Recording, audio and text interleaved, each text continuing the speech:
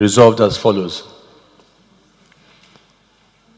The security agencies must be given the marching orders to curtail the sustained killings of Nigerians across the country and protect the life and properties of Nigerians, as this is a primary duty of any responsible government.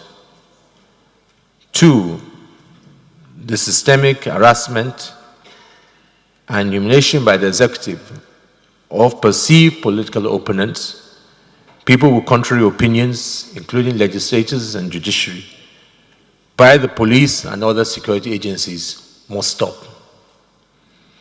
There must be, 3, there must be strict adherence to the rule of law and protection for all citizens by the President and all his appointees. 4, the President must be held accountable for the actions of his appointees and must be ready to sanction those that carry out any act which will ridicule or endanger our country and our democracy. 5, the government should show sincerity in the fight against corruption by not being selective and also prosecute current appointees that have cases pending against them. 6, the sanctity of the National Assembly should be protected and preserved by the federal government by not interfering in the business of the National Assembly and prosecute those who invaded the Senate to seize the mace. Democratic elections must be competitive and inclusive by removing the present reign of fear and intimidation, particularly as we approach the forthcoming 2019 elections.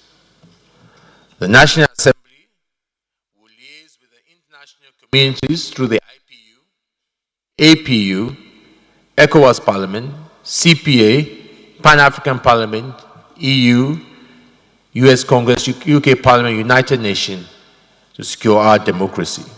The National Assembly will also work closely with civil society organizations, trade unions, NGOs to further deepen and protect our democracy.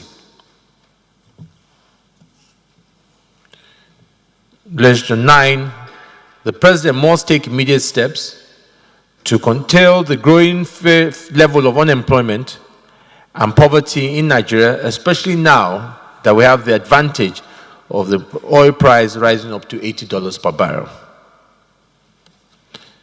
10, both chambers of the National Assembly hereby pass a vote of confidence on the Senate President, the Speaker, and the entire leadership of the National Assembly.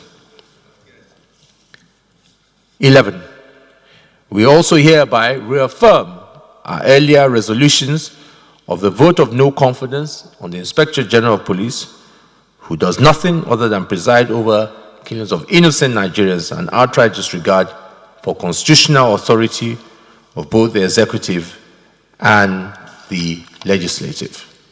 And finally, the National Assembly will not hesitate to evoke its constitutional powers if nothing is done to address the above resolutions passed today. Is this a true reflection of what transpired in the executive?